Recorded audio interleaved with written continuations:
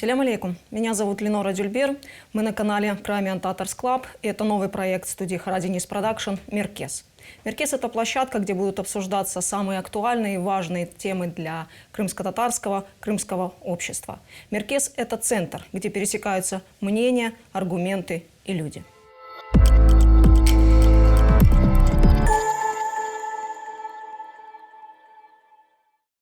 Я родом из поколения, учившего историю по советским лекалам, историю недоверия, лжи и мнимых перспектив. Для крымско-татарской истории у совка была своя черная страница, где многоточиями обозначили пространство для новой, изощренной лжи. Нам рассказывали про чужих героев, в то время как наших мордовали в тюрьмах и слали по этапу. Нам рассказывали про общество равных и государство благоденствия, в то время как традиции нашего общества обрекали на забвение и институты наши обесценивали. У нашего общества были периоды падения и взлетов. Мы менялись сами и меняли все, что нас окружало, догоняя время и мир. Мы по-разному справлялись с вызовами, часто находя ответы в прошлом. Настоящее нас никогда не баловало, но, неся потери, мы вновь искали новые горизонты. Сегодня говорить об истории, героях разных эпох и нашем обществе достаточно сложно. Эмоции последних недель наводят на разные мысли, и, оборачиваясь по сторонам, я понимаю, что отныне мы живем в другой, альтернативной реальности. Сидамир Бей, расскажите, как психолог, как человек, который занят эмоциями людей и общества, как жить в двух реальностях, как бороться с тем стрессом, который мы уже на протяжении 7 последних лет как минимум испытываем?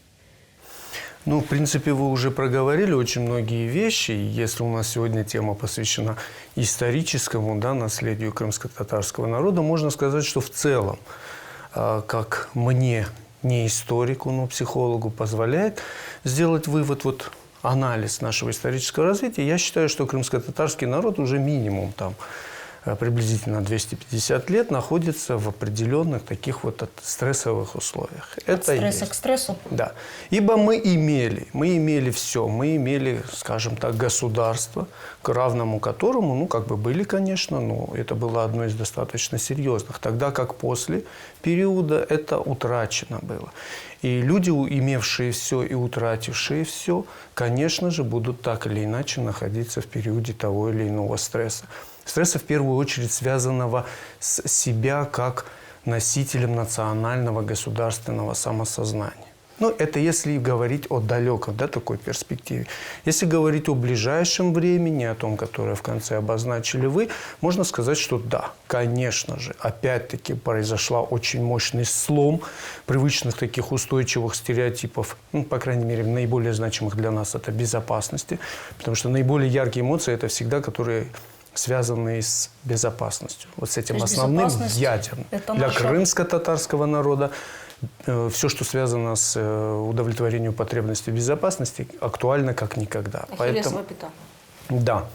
Мы не можем испытывать, скажем так, постоянное чувство комфорта для того, чтобы выходить легко на совершенно другие уровни. Мы выходим, умеем, и сейчас мы с вами этим занимаемся. Самоактуализируемся, занимаемся развитием. Но в целом для большинства крымско-татарского народа очень актуальным является этот страх, который закрепился уже достаточно в многих поколениях. Вообще ситуация жизни в двух правдах. Как она возможна с точки зрения психологической? Потому что внутри у нас есть своя некая история, которая легитимна для нас, а для публики, скажем так, окружающей нас, есть совершенно другая история. Собственно, мы, крымско-татарский народ, жить в этих двух реальностях как раз-таки умеем. Мы вообще можем жить в той реальности, которую сами себе соорудили, сконструировали, несмотря ни на что и назло всем. И живем в ней достаточно умело. Это не иллюзии? Нет, это не иллюзии. На самом деле живет крымско-татарский народ. Потому что, еще раз говорю, то, как бы мы хотели жить, и то, как мы живем на самом деле, это совершенно разные реальности. И уже здесь мы живем в разных реальностях. И поэтому, постоянно имея давление извне каких-то этих мифов, навязанных нам, скажем так, антагонистичным в чем-то нашим, нашим мифам, нашим идеалам, заставляет нас уметь жить в этих реальностях. В этом отношении мы, наверное, даже адаптированы.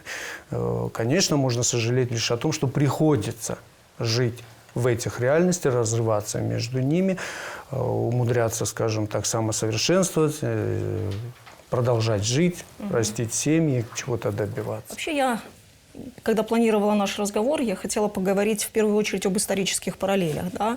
Вот такие сломные стрессовые ситуации, они очень часто в разговорах, в дискуссиях возникают определенные сравнения тех или иных исторических эпох.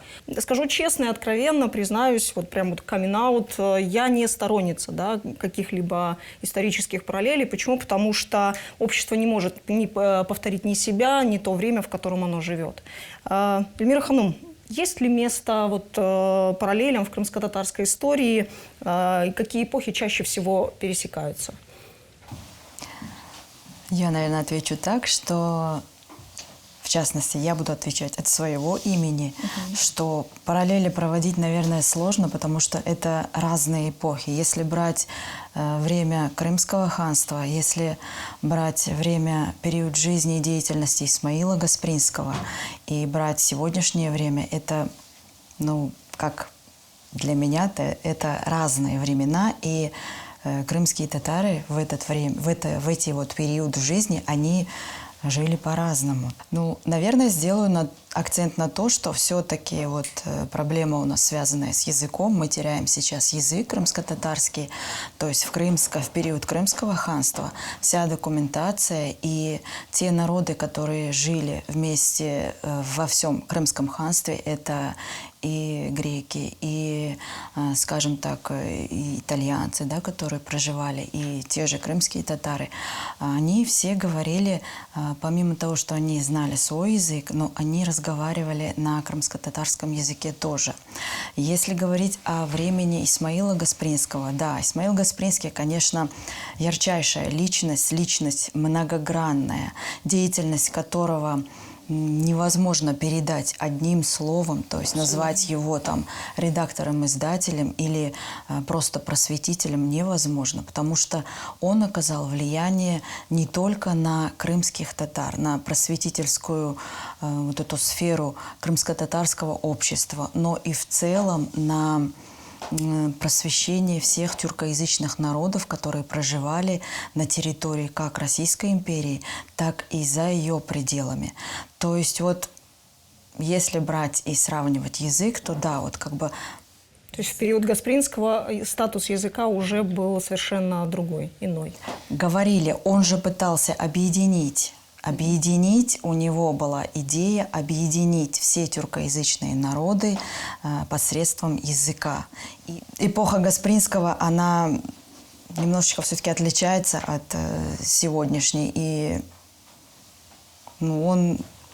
Ну, я почему я так вот, скажем так, пытаюсь ковыряться, да, в этих, извините за выражение, в этом вопросе, потому что, ну, сейчас очень много параллелей с эпохой Гаспринского, и вот как-то все это актуализируется, и мне хочется разобраться, насколько актуальны, да, эти параллели и допустимы ли они. Эпоха Гаспринского не единственная, с которой нас сравнивают, с которой нас параллелят. Да?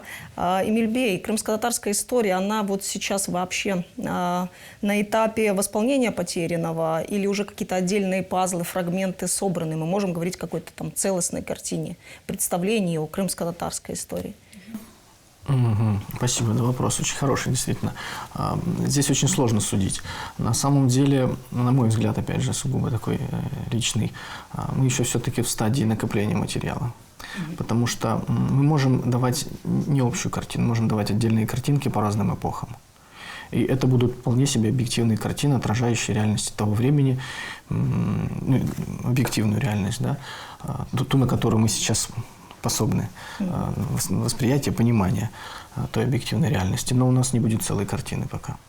Это связано со многими факторами. В первую очередь это, конечно, связано с постоянно появляющимися новыми источниками, которые нам приходится анализировать, из которых приходится вытаскивать информацию.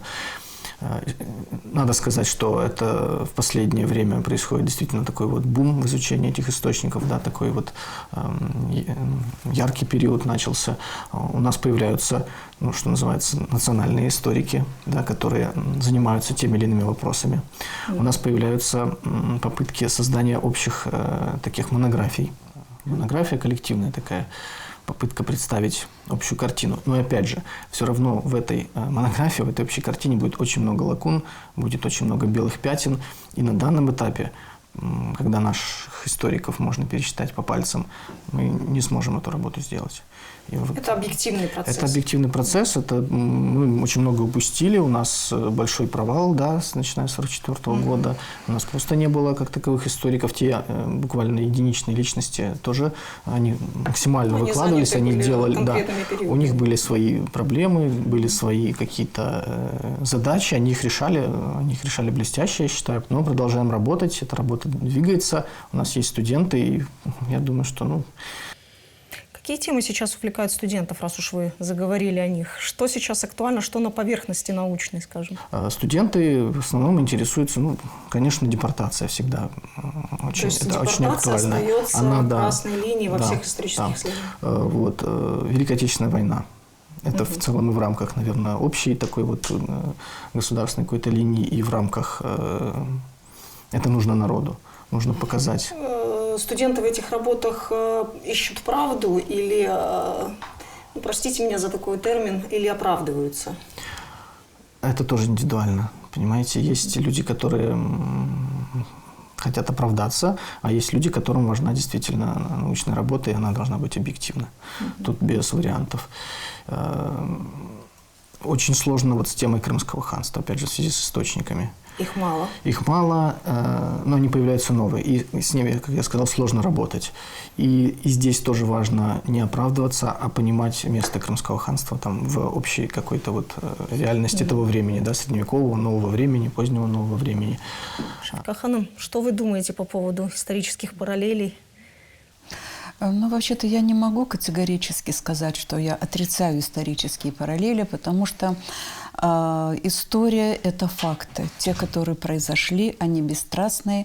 Вот. И выводы, если мы не научимся делать из этого выводы, из того, что происходило с нами, а страницы нашей истории были и славными, и трагическими, и разными, и если мы не научимся делать выводы, и самое главное, выработать антидот на эти события, найти те ценности, которые должны быть заложены в наш генотип и развиваться далее, то, естественно, наше существование национальное, оно становится под вопросом. Депортация все-таки сломала очень многое. Она сбила нас с собственной орбиты. Естественно, мы уже не те, что мы были до депортации. Какие мы в годы депортации. У нас другое мировоззрение. Вот поколение, оно как-то обновляется. Но в нашем народе есть, и я сравниваю со всеми наказанными народами вот послевоенные годы, да, в кавычках, ведь только крымские татары смогли вернуться не благодаря, а вопреки. Вот меня часто спрашивают, а когда вам разрешили вернуться? Нам по не большому разрешали. счету, нам никогда этого не разрешали. Вот. И только мы смогли вернуться, и вернуться вот так вот, не причиняя окружающему обществу каких-то вот болезненных явлений. И с другой стороны, только у крымских татар, я смотрю, идет возрождение культуры, истории, хотя, конечно, мы к этому приступили с очень большим опозданием в более чем полвека. Догонять Вот. приходится быстро. И тот пиар, который был вокруг нашего народа, который продолжался десятилетиями, то есть на нем сформировалось уже несколько поколений, и когда молодые апеллируют тем, что вот крымские татары – это вот что-то такое, это уже клише, понимаете, это уже въелось в подсознание. И его уже никак не переубедишь, потому что очень много фактов. Вы говорите о поколении, Вот. которое молодое поколение о окружает поколении, нас. да, окружает нас. И в наших вот, подрастающем поколении, да, и в моем поколении, понимаете, мы, конечно, не хотим в этом сознаться, но, извините, вот положа руку на сердце, наверное, какой-то был комплекс сформирован вот в детстве, да, понимаете? Вот нам говорили, крымский татарин, это было со стороны окружающих ужасно. Это было ощущение того, что ты вот жабка. Только потому, что ты крымская татарка. И мы через это прошли. Я не знаю, как более молодое поколение, но, Ну, наверное, и оно для меня моя какой-то национальность степени. была всегда вызовом. Нет, Для это меня да. это было... Мне Это нужно было мы- соответствовать. Это мы выработали антидот. Это мы выработали, это наш стержень. То есть вы нам передали этот А антидот. вот поначалу, и во многих, ну, это в вас выработался стержень, во мне выработался стержень. Я всегда говорю, а крымская татарка, это значит, вот как в триллерах говорят, ты избранный. Да, я принадлежу к тому народу, который смог возродиться из небытия и вновь развивается. И у нас очень гибкая система. Мы несколько раз наш исторический путь прерывался, потом мы возобновлялись, как вот «Черный век», да? Это период депортации. Вы знаете, и мы находим в себе силы, чтобы возродиться вновь. Ну, я повторюсь, вы оптимистично настроены. Мне нравится, так, когда историки, Ну, так, это потому что в реально. большинстве своем люди, которые связаны с историей, они так вот, ну, по крайней мере, в моей практике, они пессимистичны.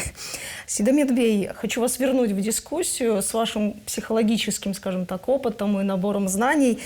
Скажите, вообще, вот, проводить параллели исторические и, скажем так, определенные тезисы ну, скажем, выпускать в общество, да, если так можно выразиться, насколько это позитивная практика, насколько это программирует наше мироощущение, мировосприятие и вообще социум как себя ведет? Я буквально на днях пересматривал фильм вот, зная примерно, чем будем заниматься, думаю, надо еще раз просмотреть. И по Исмаилу Гаспринскому я вот посмотрел. Документальный фильм. Да, и вы правы, то, что сейчас нынешний наш период очень похож с тем периодом, в котором, видимо, пришлось кристаллизовываться ему, его идеи вот кристаллизовывались. Ну, насколько похож? Субъектно похож, потому что принимают одни и те же участники. А вот в том, что движение куда-то, в целом национальной идеи как таковой и действительно ее воплощение в каждом носителе, да, вот этой идеи, в каждом крымско-татарине, на самом деле сейчас я не вижу. Может быть, вы видите, может быть, я нет. Все-таки я вижу, что мы на распутье, мы каждый как-то движемся, но это движение, вот именно движение как-то. Это вот такого вот чего-то глобального. Того, что никто не сформулировал или просто не пришло еще историческое время? Я всегда сторонник все-таки вот смотреть во взаимосвязях снизу и сверху. И я считаю, что здесь и оттуда, и оттуда. Действительно, вот этот перелом 2014 года привел нас к определенному, вот все, что было сейчас, строились, вот те какие-то посылы, те мифы, которые были наработаны в украинском государстве, они вот очень резко произошел определенный слом. Опять стало непонятно, а что дальше, а куда дальше. И вот на вот этом вот нынешнем перепутье, на фоне еще вот этих систематических, сами знаете, непонятно, реабилитационных или репрессивных мероприятий, человеку не очень понятно, что с ним будет дальше. И вот такого человека, я думаю, что во времена Исмаила Гаспринского тоже было. Насколько я понимаю, там было вот как раз события военных действий, да, вот русско-турецкая война, и вот как наследием он вот идет, и он тоже пытается возродить крымско-татарский народ, который он видит, который в стагнации, что там на самом деле вообще никакого, где-то уже ускакали наверх, а здесь полное, что называется, ну, скажем так, чайлик, да, все вот как бы необразованных очень много. Я думаю, можно это слово говорить громче. Надо не бояться я не боюсь. самокритических оценок. Да, на самом деле, вот оно и сейчас я считаю, что вот, конечно, не те масштабы, может быть, и не тот уровень, но тоже есть определенная стагнация, и движения вперед нету. Вот этой определенности нет. Если кто-то видит, пожалуйста. Я в силу своего клинико-психологического такого рентгеновского аппарата, я этого не вижу. И вот эти вызовы, которые извне приходят, можно их даже рассматривать как нечто конструктивное для того, чтобы мы как раз-таки и не растворялись. То есть, когда есть с чем сражаться, когда есть за что бороться, то, само собой, это не исчезает. Ну, образ врага он всегда объединяет и всегда так поддерживает, да. Но в то же время есть и другая сторона, да, такой позиции. Почему? Потому что, она непродуктивная, как мне кажется. Она все-таки непродуктивная, она все-таки оборонная больше. Конечно, хотелось бы действительно, что называется, сливки снимать, чтобы было самое лучшее, чтобы на самых Я вершинах. хотя бы про молоко, я не про сливки. Будет. И Но сливки с другой снимать будем, стороны, я вот уверен. извините, я так вмешаюсь в разговор. Дело в том, что вот в эпоху Гаспринского Кавказ параллели проводим, да, бушующий Кавказ, который до сих пор где-то нет-нет, да неспокойный. То Мы есть еще это про эпоху поговорим перманентное, Гаспринского, да, да. состояние. Так вот, заслуга Гаспринского в том, что не имея в руках абсолютной власти, не имея в руках военной какой-то силы, не имея в руках хотя бы каких-то материальных средств, понимаете, этот человек в одиночку, почти муж в одиночку, сумел остановить лавину, ход которой шел в течение столетия. Лавина, которая вела нас к деградации, потому что это столетие, после 1783 года, это был полный культурный застой. Вот это заслуга Гаспринского. В то время, как другие народы решали свои проблемы иначе. И я считаю, это наше величайшее достижение, Исмаил Гаспринский, который нам указал путь. Если ты хочешь что-то сделать для своего народа, начни с самого малого и доступного. И поэтому, конечно, вы знаете, рубить дрова – это вот действие и тут же результат. К сожалению, в жизни бывает так. Вот есть вот выражение Насреддина Эфенди, да, а барабан зазвучит завтра. То есть сегодня там кто-то что-то творит, вот, и что они делают? Играют в барабан. А почему не слышно? Барабан загремит завтра. Так вот, наш путь – это просвещение. И с другой стороны, вы знаете, в мире, мир меняется, идут процессы глобализации. Я боюсь, что мы не успеваем. Из-за всех этих событий немножко не успеваем за этими процессами. И всегда есть риски оказаться где-то на обочине этой цивилизации. Вы знаете, мы должны найти тот оптимальный путь и прийти к глобализации со своей, Должны, но как говорится. способны ли? Способны. Хватит нам? Способны. Мы... Ну, точно оптимистический какой-то у нас эфир, точно. Я еще одну тему За одного хочу... битого двух небитых дают. Да, я хочу еще одну тему затронуть. Это скорее даже не тему, а раздел, да, этой темы. Почему? Потому что наше пространство крымско-татарское, да, когда мы говорим об истории, очень часто сталкивается с разными мифами. И внутренними мифами, да, вот, скажем так, самопредставление о себе. Я, в частности, говорю мифы про этногенез. Очень часто, скажем так, в моем представлении, да, и в моем представлении о месте крымских татар, то есть я являюсь наследницей разных абсолютно культур, наследницей разных эпох, и вот крымско-татарская нация, она, скажем так, является тем ядром, которое все, не ядром, а может быть той субстанцией, которая все это объединила. Естественно, такое, может быть, стык Европы, Азии, Да, Средиземноморья, да, у меня и очень все часто в нас смиксовалось и коллеги- стало конгломератом. Да, очень часто общаясь с коллегами из-за рубежа, которые впервые слышат о крымских татарах, они спрашивают, кто вы такие. И я, в общем-то, такую вот предлагаю всегда конструкцию, что крымские татары – это переводчики Востока для Запада и Запада для Востока. То есть мы вот на стыке этих культур. И Мирбей, Средиземноморья мифы еще. про этногенез, насколько они... скажем так, наши представления и то, что вот сегодня есть в нашей вот исторической науке, да, насколько они легитимны для нас и для окружающих? Вот вопрос про легитимность, он очень сложный. Мне так представляется. Все ли думают так, как я? Нет, тут вопрос же в чем? Когда мы говорим об этногенезе, нам кажется, что, обывателю я имею в виду, да, какому-то, который рассуждает об этногенезе, в том числе вот говорит о том, когда появился его народ, для него все кажется просто. Вот народ, он сформировался, да, линейно. Да, линейно все. А на самом деле все же не так просто. Этногенез – это очень сложные процессы. И объяснить вот обывателю как-то на пальцах, что такое этногенез, мне, например, пока что не удавалось. Потому что иногда для меня самого это сложно понять, несмотря на то, что я этим занимаюсь, да, и вопросы этногенеза меня напрямую интересуют, потому что этническая история, она связана и с археологией, и с историей в общем. Вот. На мой взгляд, здесь нужно понимать одно. Если мы говорим этногенезе с точки зрения научного, да, какого-то аппарата, с точки зрения методик, которые применяют, то все должно четко укладываться в эти определенные методы и методики. Вот у нас есть понимание происхождения крымских татар. Да? У нас есть точка зрения, что крымские татары пришли сюда в XIII веке, вернее, пришли сюда монголы некие, пришли какие-то татары, вот, и здесь осели, и началось их... Занимались рабством и так далее. Ну, чем угодно занимались, неважно, жили, вот, да, появились крымские татары. Но это же не так. У нас есть понимание того, что здесь, на этой территории, жили половцы-кипчаки, да, у нас их язык. Это совершенно четко, тут как бы даже разговаривать не о чем, соответственно, пришлые эти монголы, татары дали название этим кипчакам, усвоили их язык. Кипчаки – это одна составляющая. Давайте пойдем. Здесь же жили люди раньше, связанные мы с античными... Территория не была пустыней. Да, территория не была пустыней, и люди никуда не делись.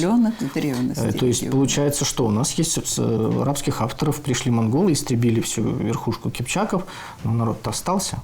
Кипчаки пришли сюда, здесь тоже кто-то проживал. Этот народ тоже, его же не убили поголовно, всех не перерезали, не угнали куда-то, не выселили из Крыма. То есть эти народы влились, вероятно, частично. И это кипчакское население, или более позднее, вот это самое, которое получило название крымские татары. Вот. У нас, может быть, сейчас пока не хватает данных, не хватает знаний о том, как отложились культурные традиции этих народов в современной культуре крымских татар. Но это не значит, что их там нет. Это просто мы еще не знаем. Да? Для большинства это именно это и значит. Мало ли, что это значит для большинства. Есть факты, ими нужно оперировать. Если этого еще не доказано, это не значит, что этого не может быть. Правильно? Правильно. Подождите. Нам все время говорят о том, что здесь есть крымские греки. И связывают их с теми греками античными. Так и там тоже нет связи. Извините, между античными греками Средневековья, греками нового времени и современными есть разрывы. И в культурных традициях это тоже сначала нужно доказать. Это для вас, профессиональных историков, связи нет. А тут линейно выстраивают, и все нормально. Поэтому я же говорю, что когда мы говорим об этногенезе, нужно не линейно выстраивать, и нужно не опираться на самый простой путь, который у вас есть. Нужно все-таки эти вопросы оставлять действительно профессионалам, и уже потом, исходя из этих построений, какие-то выносить в народ определенные выводы. Вот об этом речь идет. И я хочу сказать, что с мифами, конечно, надо бороться. Мифы в любом случае будут появляться всегда. С мифами надо бороться, надо бороться профессионально. Но тут вопрос, наверное, в том, что нужно учиться. Читать нужно. Нужно читать. Читать новые безусловно. Статьи, новые исследования. Это, конечно, сложно. Вы не всегда там прочитаете историческую статью с такой легкостью, как если бы она была написана там каким-то научно-популярным языком. Да, это действительно сложно. Язык, нам нужно вот это самое просвещение, которого очень не хватает. Нам нужно понимание, что образование – это для вас на данном этапе действительно все. Образование, пусть оно будет разным. Я не говорю, что там должны быть только историки или только филологи. Понятно, что вы все должны идти. Но если вы идете там на того же экономиста, вы должны понимать, что у вас есть в курсе история, и вы эту историю должны выучить. Не потому, что я экономист, мне эта история даром не нужна. Я же экономикой буду заниматься. Так и происходит. Да, так происходит. Извините, можно это вопрос? проблема. А в школе или в высшей школе будут историю преподносить по старым клише или все-таки по новым открывшимся фактам, которые будут стараться преподносить как альтернативную историю? Судя по последним прецедентам, это вопрос следующий. Тут нужно понимать, опять же, что у нас есть, конечно, школьная программа государственная, да, но у нас же есть и факультативы, есть же у нас и внеурочная работа, и в конечном итоге, если это не противоречит, почему мы не можем этим заниматься? Окей, насколько сегодня тема имплементации, скажем так, научных исследований и знаний, которые вы получили, в рамках крымско-татарской истории, насколько этот процесс активирован, запущен и успешен ли вообще? Имплементация, я имею в виду, чтобы опустить к людям, спустить вниз все то, что пока что процесс на действительно, наверное, тоже на очень ранней стадии. У нас еще нет выходов. У меня и прогноз пессимистичный. Нет, я бы Подождите, вы же у нас за оптимизм отвечаете. Я бы в этом плане как раз пессимистичный. Низом изнутри, а сверху, здесь вопрос в том, что... После того вала, извините, насколько мы сейчас потенциально станем сильными в этом научном плане. Если наши историки будут занимать действительно передовые места, и будут эти историки действительно признаны, и они смогут свою точку зрения аргументированно доказывать, это пойдет и в народ, это пойдет и в школы, это пойдет и в учебники в конечном итоге. Мы сейчас в какой ситуации? Мы в ситуации защиты. Мы все время защищаемся. Мы не создаем нарративы, да, мы не идем вперед. Да, мы объекты там. Да, ну, то есть мы вынуждены отвечать на какие-то вызовы. Так надо идти вперед, надо эти вызовы создавать самим. И если мы будем их создавать, то я думаю, что будет и решение. Ну, здесь, наверное, я добавлю вот именно по пути Исмаила Гаспринского. Потому что вот эти учебники, которые он разработал, по схеме его учебных пособий начинали издавать свои учебные пособия в Казахстане, в Средней Азии, на территории Кавказа. И, понимаете, Исмаил Гаспринский дал вот эту методику. Город Бахчисарай на тот момент, он стал таким местом притяжения всех, наверное, просветителей в своих регионах тюркоязычных. И они приезжали и учились. А потом высылали вот эти учебные пособия на рецензию. И когда вот сравниваешь вот эти учебники с известным учебником Ходжа и Субьян, они начинаются точно так же, как и учебник Ходжа и Субьян. Ведь Исмаил Гаспринский, он не смотрел ни на что. Он просто шел. Он не шумел, не поднимал шума. Он не выступал, как Шафика Ханум отметила, с оружием в руках. Там, да. Он шел и просвещал. Я бы еще такой вопрос хотела обсудить. Сейдамет Бей, опять к вам возвращаюсь. Вы у нас будете таким сторонним экспертом сегодня. Да? Такие социально-психологические основания вот, мифов, стереотипов, насколько они глубоко сидят в нашем сознании? Именно мифы, которые стали... Стереотипы, мифы, любая форма упрощенного восприятия. Да, мифы, в принципе, у них природа такова, что они имеют какой коллективный, да, такое архетипическое нечто, принимаемое определенной общностью. И есть нечто, то, что является моим индивидуальным психологическим. Я, например, принадлежа крымско-татарской, например, мифологической какой-то системе, я однозначно буду легко понимать своих вот соплеменников. И это что дает? Основная функция. Это, во-первых, нас объединяет. Второе, это нас опять-таки... Это позитивная сторона мифов. Защищает. Да? Мы уже говорили о защите. Вот оно так. Я вам простой пример сейчас приведу, почему это вот значимо. Да потому что вот те мифы, которые появились, и как мы с вами говорили, в определенный период, да, 7-летний, он стал совершенно иным. Пройдите сейчас по городу Симферополю, горячо любому, посмотрите на эти знаково-символические всякие вот составляющие не нашего мира, не крымско-татарской мифологии. Мне страшно становится.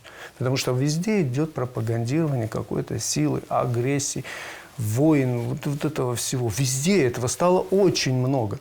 Тогда как в последние годы я наблюдал другой. Я не этнопсихолог, я не столько вот, я не совсем близок к этому, но я попадал. Я видел, что разрабатывались очень много было символики вот этой вот культуры добрососедства. Ее было сплошь и рядом. Вот это информационное пространство было насыщено несколько другими вот этими мифологемами. А сейчас оно немножко переполнено совершенно другим. И поэтому я носитель, например, наших крымско-татарских каких-то вот образов и идеалов, ценностей, да, миф как, в общем-то, и носитель этой коллективной ценности является.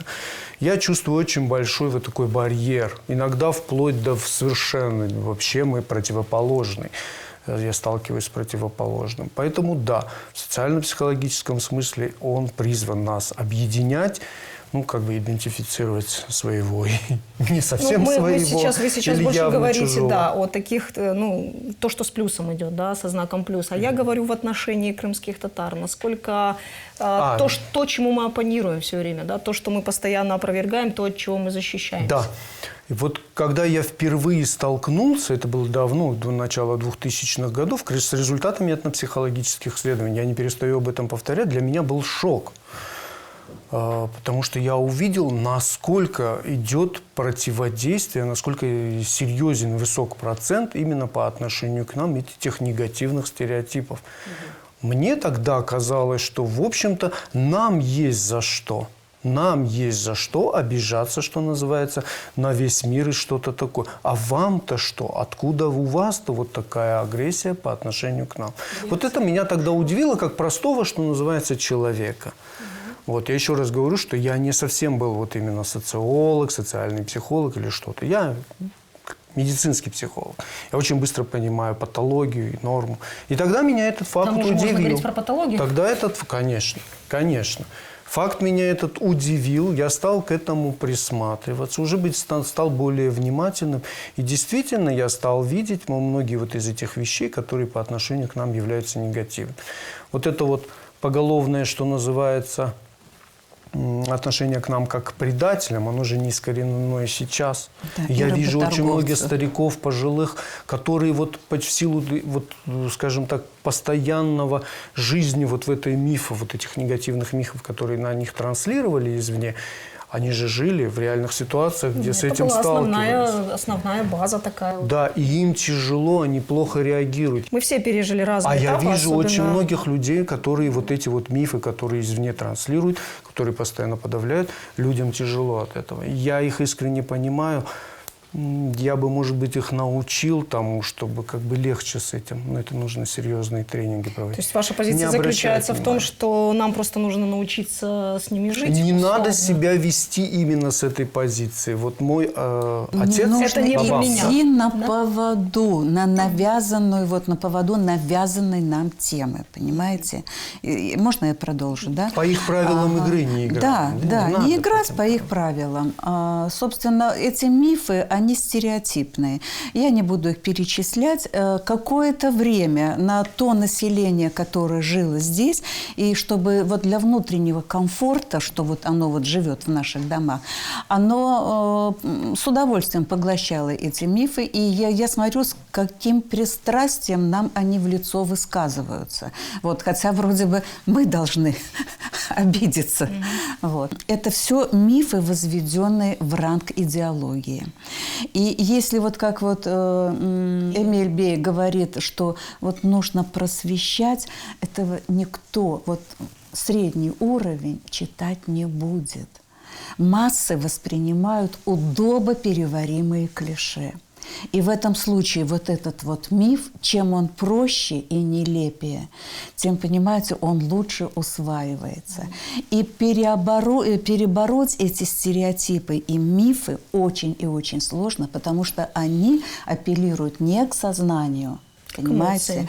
а вот на каком-то вот первобытном уровне в подсознании. Не когда значит ли это, нужно что доказывать. мы отстаем в плане вот такой популяризации? Не значит ли Нет, это? вы знаете, дело в том, что вот у Льва Толстого есть такое вот прекрасное выражение, но я как филолог, вот все-таки мне примеры оттуда, когда армию Наполеона вот гнали, а вот он сравнивает, что вот она уже пошла, она надломлена, она уходит, вот догонять и добивать ее не нужно. Ведь давайте подумаем, в эти мифы многие уже не верят. Понимаете, они остались на уровне вот людей. Ну, я здесь немножко с вами не соглашусь, Шевкаханом. Читая комментарии под Вот, некоторыми статьями... ну вот что-то апеллируется, оно к тому животному Но они началу, создают такой не который, очень да, замечательный фон. Вот, это их дело. То есть, понимаете, для меня, те, кто воспринимает эти мифы всерьез, это как лакмусовая бумажка, это определение уровня их интеллекта. То есть они попали сами в ментальную ловушку. И теперь эти мифы, они вместо того, что вот они столько лет боролись против нас, они бумерангом возвращаются к их создателям и к тем приверженцам, которые еще остаются. Нет, ну тут важно, я все-таки немножечко добавлю, что мы же все равно не должны с этим мириться. Мы должны работать. Если бы Гаспринский смирился после первого отказа на Издание газеты, у нас я бы не думаю, было чтобы этой у него газеты. бы ничего После не второго, получилось, третьего, да. сколько раз он там подавал эти 3 заявки. раза. Мы должны идти все время не напролом, надо находить пути, надо находить дороги, надо работать над этим. Да нет, Если будем они работать, сами иссякнут. будет результат. Ну, а если мы вот как бы, мифы и мифы, давайте на них внимание не обращать, тогда эти мифы будут развиваться. То есть мы молча, спокойно делаем Конечно. свою работу, а оно само собой каким-то образом произойдет. Да? То есть Основное правило психологии, если вот добавить, да, если ты не хочешь, чтобы некое поведение, да, а действия мифа, и как носители этих негативных мифов против крымских татар, например, вот, если они это нечто делают, то они ждут определенного результата. Так вот, лучший способ, например, прекратить любое действие – это игнорирование. Это закон элементарной вот поведенческой психологии. Как только ты выходишь в режим полного ни позитивного, ни отрицательного подкрепления, игнорируешь, что называется, этого нет, этого не существует. и большую часть таких вещей можно так и сделать, действительно игнорировать, они прекращают, потому что они не несут уже той вот цели, они не достигают той цели. То есть каждый год 18 мая мы просто должны не замечать всей той грязи, которая регулярно выливается на крымских татар. Я правильно понимаю? К сожалению, здесь несколько другое может работать. Это может быть масштаб другой. Я имел в виду на уровне личности, если ты непосредственно сам. А на мы уровне говорим о нас как масштабов, в целом если, организме, то я считаю, что здесь, конечно же, я очень переживаю за многих наших коллег и в первую очередь за юристов. Мне кажется, у нас очень ослаблена вот эта вот система, именно вот не налажена система, то, что мы говорили, защита как нападение. Вот в ситуациях вот этих, вот, если будет отлажен механизм нападения, вот, чтобы пресекать подобного рода, может быть, это даст тоже результат. У политологов это называется легалистская борьба. Борьба в рамках того правового поля, которое нам предложено. Да, если ты умеешь, если это получается, я бы, например, был только за, потому что кое-какие вещи прощать нельзя, потому что они могут нести более серьезные последствия. Я имел в виду, вот если ты хочешь прекратить поведение на уровне личного, ну, не реагируй, потому что мало ли кто. Не надо в данный момент, может быть, выходить из себя. Эмиль, я все-таки еще немножечко задену вопрос мифов об этногенезе. Почему? Потому что как-то мы дистанцируемся от целого пласта культуры, связанной там, с Золотой Ордой и так далее, да? И не только, собственно говоря, с этим. Да? Насколько вот мифы, даже не мифы скорее, насколько, есть ли место условному скифскому золоту, да, керамике золотоордынского периода вот в наших представлениях о себе? Вот с Золотой Ордой, это уже как бы это называется мой конек, да. Там все опять же связано тоже с мифами. Вот у нас был миф, да, монголо-татары, Золотая Орда, исключительно кочевое государство, ничего нового не принесшее, варварское, кочевническое, захватническое, вот ничего не было. Все, что Золотая Орда, это вот они набрали. Негатив сплошной. Да, сплошной негатив. И, видимо, и в крымских татарах это все-таки осталось, да. Ну, почему мы Я должны... перебью вас, но вот в общем сознании, да, Золотая Орда – это, как, собственно говоря, антимиф по поводу привязки к этой территории. На нас, да. И как бы вот почему мы должны вот этот негатив на себя принимать? Но новейшие исследования показывают, что все не так. Все не так просто. Развитое государство с развитой системой там, финансовой, с развитой системой культурно-религиозной, там, налоговой, города, экономика великолепная, да, право, да, которое отложилось в том числе в современном законодательстве, в том числе в современном российском. Ну, очень много всего. Можно просто находить кучу параллелей. То есть Золотая Орда в интерпретации Советского Союза – это не та Золотая Орда. Совершенно. То, что есть, и мы сейчас это видим. вещи. И мы видим эти, да, цветущие города степные, мы видим эту культуру действительно. Да, действительно они объединяли что-то в себе. Но это дало новый толчок, новый виток. Такого больше нет нигде, это уникально. Соответственно, и вот этот период почему-то выпадает. А между тем, это же огромная территория, это огромная часть культуры, которая здесь, в Крыму, в 15 веке сконцентрировалось. Крымское ханство – это не новое государство. Это центр сместился в Крым. И Крым – это, по сути, великая… Ну, он же продолжал называться… Золотой Орды не было в понимании того времени. Улук-Урда, да, великое государство, Великая Орда. И крымские ханы Великой Орды. Они оставили этот титул. Мы стали как бы наследниками, по сути, вот этого всего. И отсюда пошло дальше развитие. И вот эта огромная территория, которая сплотила в рамках культуры, языка, потому что весь язык тюркский, да, вот этот самый кипчакский, современный крымско-татарский, это язык делопроизводства Золотой Орды, потом частично Крымского ханства, до того, как османские, да, Поэтому нас понимают все тюркские народы. Да, совершенно верно. И плюс религия, ислам как государственная религия, несмотря на там, поликонфессиональность, да, многоэтничность, да, вот, это все дало толчок, потому что здесь в Крыму стали формироваться крымские татары уже в рамках потом вот этого крымского ханства.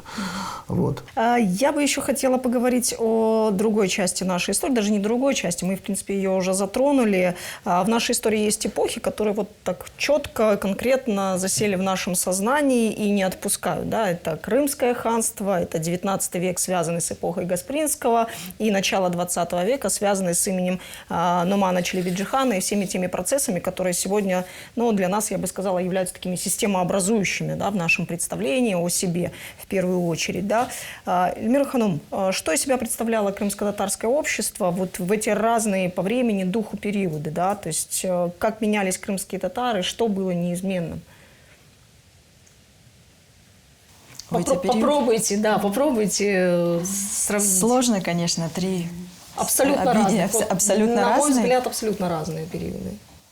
Я, наверное, вернусь все-таки, знаете, к теме языка. Действительно, язык, он не менялся. Язык оставался, и на протяжении всех этих 3 периодов мы знаем, что в 1938 году мы уже перешли на кириллицу, до этого была латиница, а до латиницы была арабица. Ну, так как мне приходится изучать документы и 1635 года, и, получается, периода Гаспринского, и охват немножечко уже, получается, после Гаспринского, то вот на что я, в частности, обратила внимание, что язык, он сохранялась топонимика тоже. Вот. В 30-х годах вот началось вот такое вот коренное изменение вот топонимики. Ну вот, наверное, вот...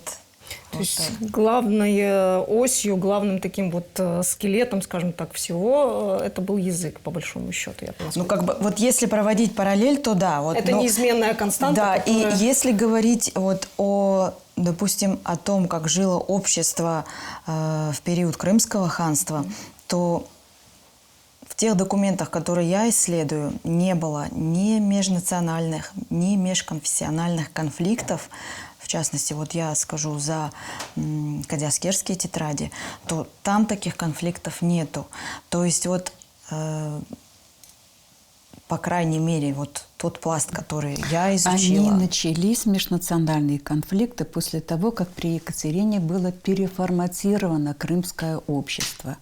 Вот, то есть тех крымцев, которые мы говорили на одном языке, но исповедовали православие, их выслали в Мариуполь. Вот. А завезли отсюда понтийских греков. Ну, там... И вот отсюда начались конфликты. Потом тюрков, которые исповедовали христианство григорианского толка, ссылает Суворов Ростовская область, Чалтырский район. Старики до сих пор помнят язык. А привезли тех греков, которые пришли вслед за Грибоедовым. Политика замещения населения. Тут пошла политика замещения населения. И когда говорят, здесь с давних времен жили греки, армяне, современные греки и армяне к нашей истории и культуре отношения не имеют. Ну, я, наверное, добавлю вот немножечко, может быть, к вопросам этногенеза. Вот в Кадиаскерских тетрадях есть такие факты, что греки и, допустим, другие национальности, в частности, вот армяне, там, они переходили в религию ислама. Это вот такие факты, которые были зафиксированы судьями того времени. Потому что это язык период, один, культура язык одна, был всё один, одно, да. Но только веры были. Вера была другая. Ну, читая разные источники, можно часто встретить там такие заметки о том, что отличить крымского татарина от некрымского татарина можно было только по одному признаку, кто в какой храм ходит. Ну да. И межрелигиозных конфликтов не было, и Крым, это было Крымское ханство было в этом отношении уникальным государством, где государство одно, а религии – это караимизм, христианство, Ислам. Да, как-то иудаизм. на лекциях по истории. Христианство православного и григорианского. И у нас есть в документах даже четко фиксируется, надо понимать, что, несмотря на то, что Крым, да, общее пространство, османские владения все-таки были, и Крымское ханство, и фиксируется переход из османского подданства в Крымское, даже христиан, потому что в Крымском ханстве им было проще. И в плане налогов, и в плане просто жизни, и в плане социально-экономической жизни, да. То есть здесь надо понимать, что в этом плане Крымское ханство даже Сейчас сделаю одну историческую параллель. То есть тогда Крымское ханство было как еврозона сейчас, да, получить европаспорт. Ну, приблизительно, учитывая, да. Эмильбей, опять же, про Крымское ханство. Это наша такая институциональная мышца, да, для крымских татар. И у меня есть ощущение, что представления о нашей государственности, они такие специфические, или обрывочные, да, или неполные. Опять же, есть такой вот набор неких представлений упрощенных. Чего не хватает нам вот в этом наборе знаний о нашей государственности? Ну, я напомню, да, то есть у нас помнят про сжигание Москвы. Ну, да. Да, у нас Да. помнят еще какие-то знаковые Вот. вещи, но все остальное не помнят. Согласен, это правда. Но здесь действительно не хватает знаний, наверное, прежде всего о культуре Крымского ханства. Потому что, ну, по этническую историю, вот опять же, худо-бедно что-то известно, жили разные, да, народы, разная религия, все. А о культуре у нас представлений практически нет. Ну, есть там ханы-поэты, опять же, да, есть Культуру у нас... вы имеете в виду Да, вообще? вот в целом? я имею в виду в целом, да. Мне как археологу, в принципе, о культуре говорить, когда я говорю о культуре, я имею в виду не только поэзию, музыку там, или художество. Культура в целом, материальная культура населения Крымского ханства. Мы что имеем из материальной культуры? Мы имеем ханский дворец, который каждый раз нам говорят, да это копия Топкапы-сарая в Стамбуле. Не совсем, да. Ну, во-первых, не совсем. Далеко нет, Во-вторых, вот нет, ну подождите, я же говорю сейчас о том, что говорят. Да? Мы вас не обвиняем. Понятно. Во-вторых, даже если мы говорим об о культуре элиты Крымского ханства, я имею в виду, да, знати Крымского ханства, мы же ее тоже не знаем фактически. Мы не знаем культуры там, отдельных личностей, мы не знаем культуры отдельных ханства. этнографических групп. Мы не, ну, когда в общих чертах, ну, в горной части мы строили каменные дома, в степной части мы строили там дома из глины, там, да, все. А что было внутри этого дома? Ну да, там что-то висело, там что-то стояло, какое-то убранство. И все. Мы совершенно не знаем степной части. Вообще, у нас нет этого понимания. Пустота. Конечно. Вот. У нас открываются постоянно новые данные о фольклоре. Да? Ну, у нас есть стихи крымских ханов, у нас есть какие-то поэтические еще другие сочинения, у нас есть исторические сочинения. Но у нас раз вдруг появляется Абдулгафар Карими, да, с уникальнейшее произведение, оно позднее, оно относится к 18 веку, но он там дает великолепные сведения. Кто-то читал Абдулгафара Карими? Я очень сомневаюсь. А между тем... Я сомневаюсь, что именно слуху. Да, а между тем там такие вещи, которых вы просто больше нигде не узнаете. И эти источники постоянно вводятся в научный оборот. Вот этого нам не хватает. Нам не хватает этих знаний. Ну, сожгли Москву. А мы знаем, что там крымские ханы... Ну, опять же, мы знаем, что они ставили свечки там в православных храмах. Да, когда? Да, а кто что построил, да? Мы там знаем, что Менгли-Герай что-то перестраивал, какой-то хан строил какую-то мечеть, и все. Сколько было дворцов у крымских ханов? Один. До сих пор. Пока знаю, что один Да. только, да. Вот, Вот. миф тоже, да, между получается? тем, Да. да, они постоянно вот всплывают то один сарай, то другой сарай, то в одной местности, то в другой местности. Вот. Можно я добавлю? Да, конечно. конечно. Я вот к словам Эмильбея.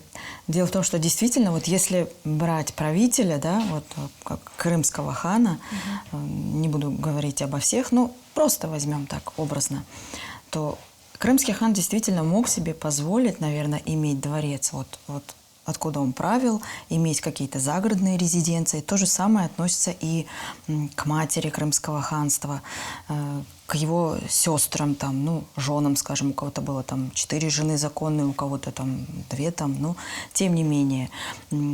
И следует отметить, ну, в частности, да, вот говорят, что крымские ханы там жили бедно достаточно, глядя там, ну, на то, что сегодня сохранились вот те памятники, которые сегодня мы знаем и видим, да. На самом деле нет. Получается, что вот те документы, которые вот, ну, я исследовала, то вот крымский хан, в частности, Селямет Гирай хан, заказал себе пуговицы. Это были золотые пуговицы. Ну, они стоили очень дорого для своего, вот, может, для своего платья, может, для платья своей супруги. Я уж там, вот, там таких уточнений не знаем дается. каких-то вещей повседневной жизни этих ханов. Понимаете, вот не это только нюансы ханов. такие. Жизнь, это же тоже внутренняя. Тогда еще... Так, Вы закончили? Я сейчас вот и закончу буквально.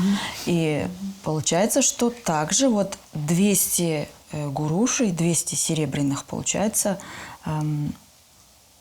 был им привезен на Мазлык из Стамбула. Это мне, честно говоря, когда я провела просто параллель, 200 гурушей стоил дом хороший в Бахчисарае, в хорошем районе.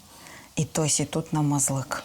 Просто коврик для молитвы. Но, видать, это не просто коврик для молитвы был. То есть вот Я не могу сказать, что это роскошь, но все-таки здесь для меня открывается то, что, да, Селимет Герайхан, он молился. Вот он был глубоко верующим человеком, значит.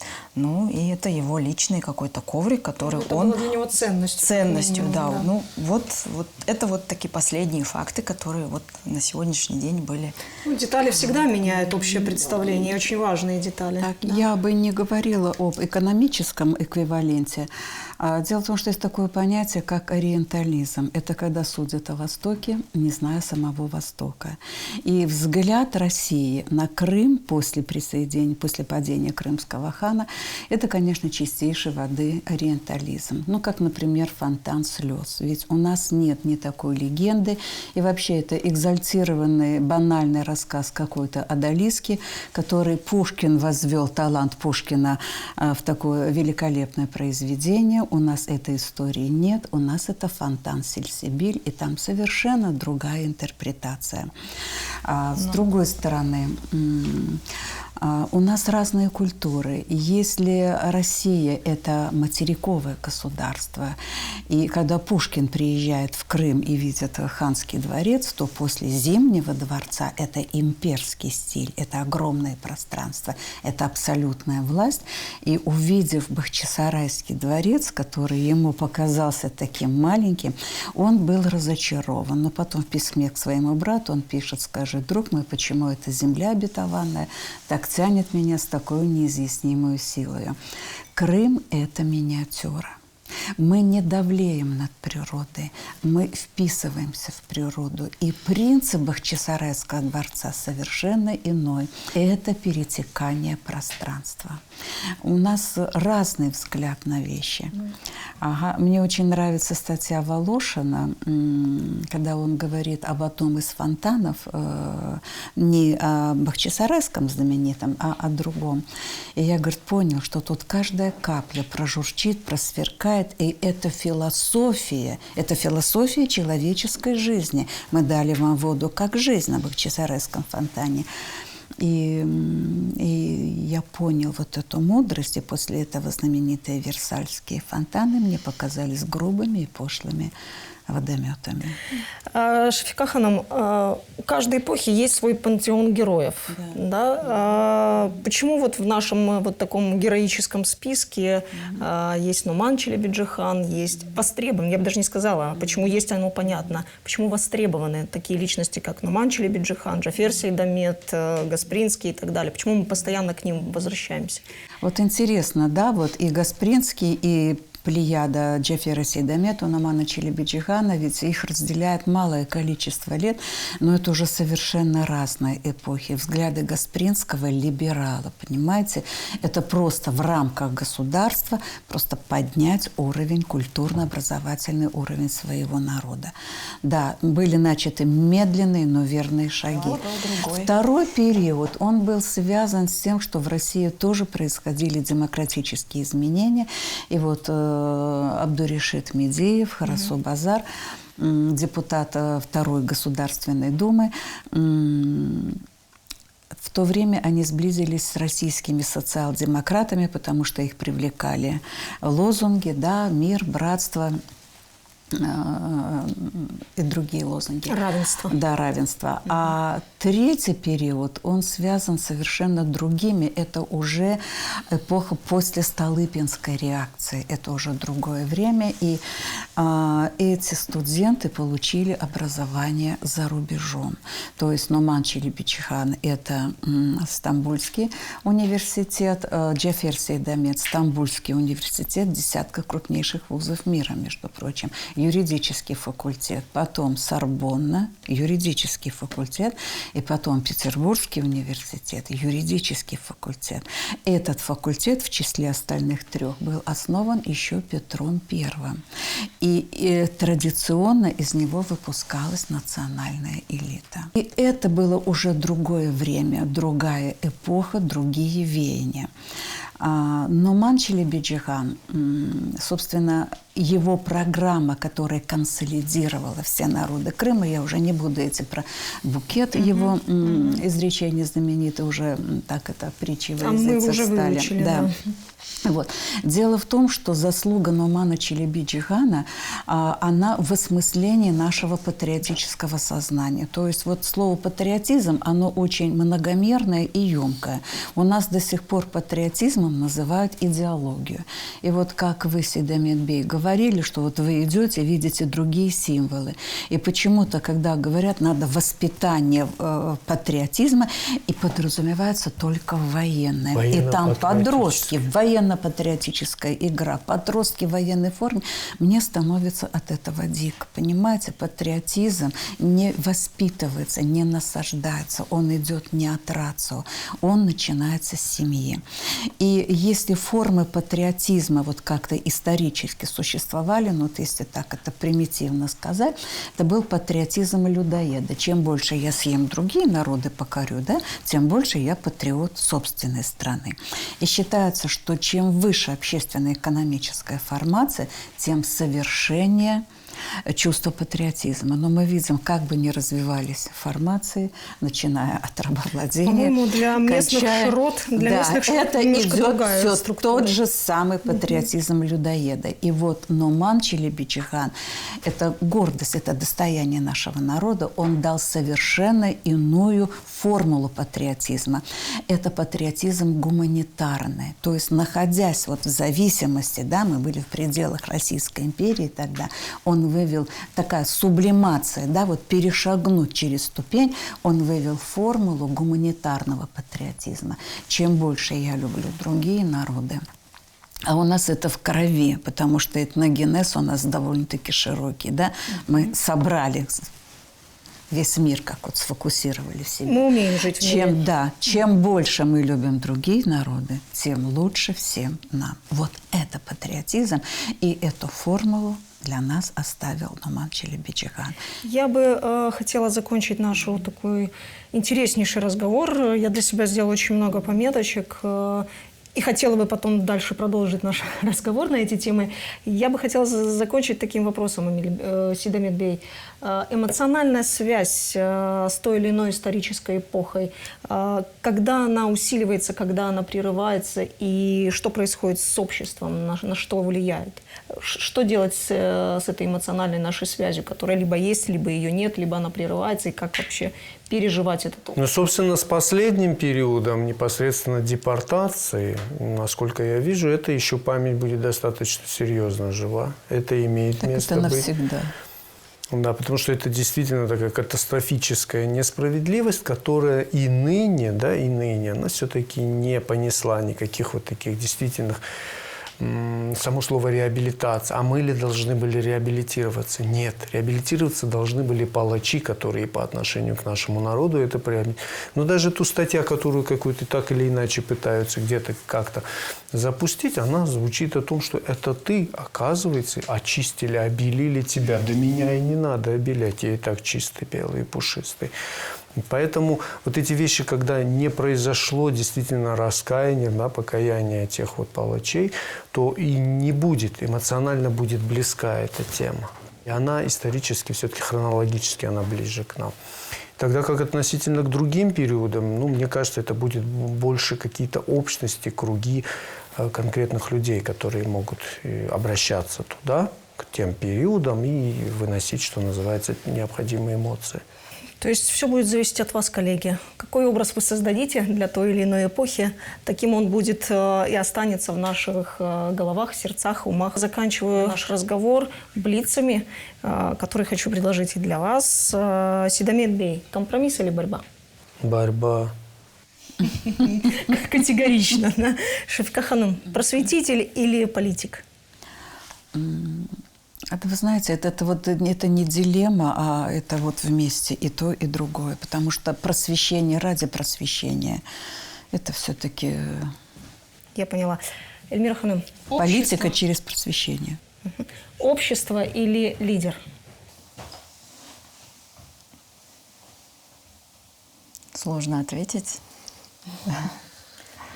Наверное, и то, и другое. И то, и другое, если наше общество, управляемо. Эмиль Бей, модернизация или архаизация? Модернизация, безусловно. Одна, как археолог, который говорит про модернизацию. Потому да? что мы, если будем архаизироваться, это будет значить, что мы, опять же, только принимаем вызовы. А нужно иногда и создавать их, да. Мне кажется, последний тезис был достаточно жизнеутверждающим. Мы должны не только принимать вызовы, но и создавать вызовы. Это была программа «Меркес». Оставайтесь с нами, нас ждут новые гости и новые темы.